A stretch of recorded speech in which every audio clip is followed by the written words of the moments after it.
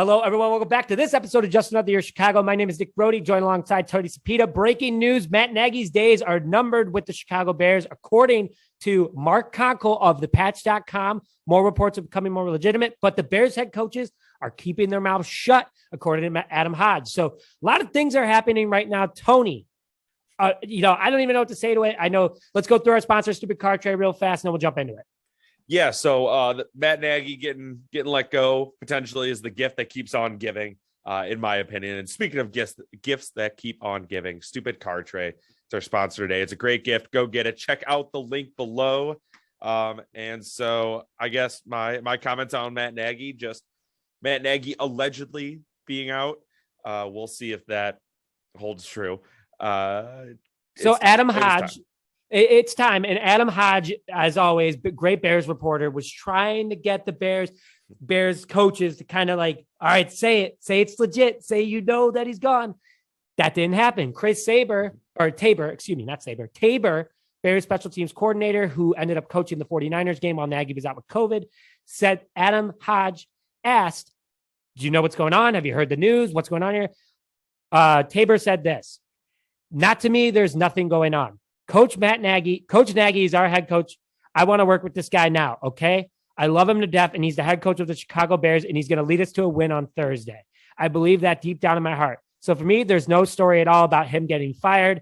Fair enough, ? Not a confident answer. He definitely knows something's going on. The players want Matt Nagy out. Allen Robinson is the confirmed report that told Jordan Schultz of ESPN that, this is it. This is it. We want Matt Nagy out. The big guys want him out. The rookies don't want him out because that's obviously their first head coach. But Tony, initial reaction to all the news that broke this morning. I'm still kind of surprised. I mean, we knew like it had to be done, but we didn't think it would be done just because the Bears have never fired a coach in season in 101 years. Yeah, which is the birth of the team and the NFL as a whole. So I'm happy it's finally happening. It had to happen. It is what it is. He just, like you said, Allen Robinson said, I guess, he lost the locker room. Everyone lost faith in him. No one was going to respect him anymore on this team or in the city. He would have had to do something miraculous, like win 100 straight football games, including 3 Super Bowls like that. Yeah. So I think who we have to thank for this, in this very thankful spirit we're in the holiday season, is Cary Grove student section. So Cary Grove and Lake Forest are playing a high school football game, 6A high school football, baby. What was it? Yesterday, Saturday, Sunday, whatever it was. And Matt Nagy's kid plays for Lake Forest. I don't know what position, but he plays for Lake Forest. So Cary Grove, we know how high school student sections are. They can get mean. They can get nasty. They're, trying to get under your skin. And they started a Fire Nagy chant, the one that's been going around at the United Center, at the stadium as well.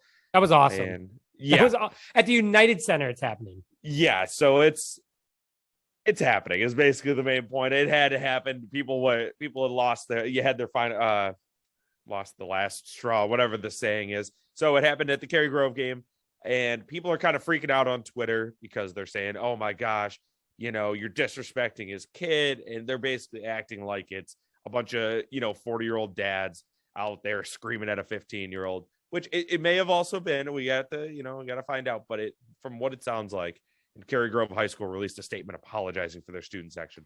Sounds like it was just the student section apologize or yelling, fire Nagy trying to get under his kid's skin. Nick, I'll let you react in a moment here. My first reaction is Matt Nagy makes millions of dollars. I feel bad. I do feel bad for his kid. It sucks being lumped into that, but I mean, I'm sure they'll land on their feet. I feel bad for him as a person, but the situation, your dad is a horrible head coach. You are playing football. People are going to rattle your cage. What happened to being tough? That is why Matt Nagy, this all is starting to make sense, why Matt Nagy defended the taunting penalty that happened, because his own kid's getting taunted. And you know what? That kid's not going to quit after this game. He's going to play out the season, though there's not much season left, unless was that a playoff game? It might have been. It is November. So, it would make sense.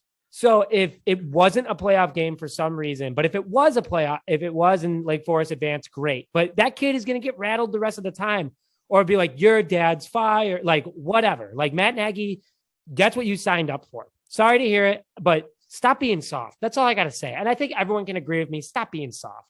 6A semifinals. Lake Forest did, in fact, lose that game. So that kid is going to be wearing earplugs this upcoming weekend.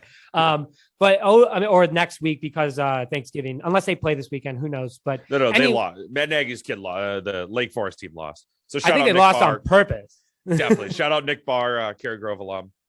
His team advances. There you go. So my initial reaction to the Matt Nagy firing, good. Good as for the Chicago Bears, good for the Chicago Bears fan base, good for the players. For him as a person, it sucks. It sucks because you never wish that upon anybody. You never wish harm. You never wish, bad times or depression or anything. So I feel bad for Matt Nagy as a person. He did take us to an NFC North. And I always say Vic Fangio was a big part of it, but no one knew who Matt Nagy was as a coordinator. No one knew what he was going to draw. And his offense was pretty darn good that year, but it's steadily declined over the last couple of years.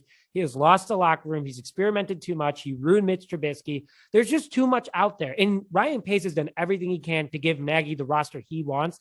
And Nagy just could never take advantage. Some of the bad quotes that Matt Nagy said, it's going to take 3 or 4 years for my offense to work. No, you come in, it works after a year, if that. Also, like BU, there's been no control of the locker room. He's had no captains. That's something else that drives me crazy. Is that you have no official captains. You do it every week because you don't want people to feel left out. No, every other team has captains. Do the same thing. Put the C on the chest. Make someone that vocal point of the locker room and on the field. Overall, I think Matt Nagy's coaching career in the NFL is going to take a long pause. He's probably going to go back to college or he's going to go somewhere else. But again, he has millions of dollars and he has a great story starting from an intern coach and he was a salesman before, awesome story. But the dude has enough money that he can put $1 million in an S&P 500 and get $100,000 back a year and live off that. So good for him overall. And his name does carry something. But good for him also for having that endorsement with McDonald's. That's unfortunately going to end. But he probably made some money off that. And he can go work at whatever McDonald's he wants and manage that grill. So, I'm happy about it. I'm happy about the situation. But best of luck to Matt Nagy in his future or whatever adventures. Yeah, like I said, feel bad for the person, but I'm not going to feel too bad. This is Chicago. You come here, you win. You win or you get out. And which is funny because that's actually not been how the Bears have handled a lot of their coaches, but that's how it should be handled because it's been too long. It's been too long. The Bulls finally employed that. Lovie Smith should have never been fired. That's all I got to say. Agreed. And he's not, and I will say in Matt Nagy's defense, everyone's worst coach ever, blah, blah, blah. Worst coach in like the social media era for us. Like he was better than John Fox.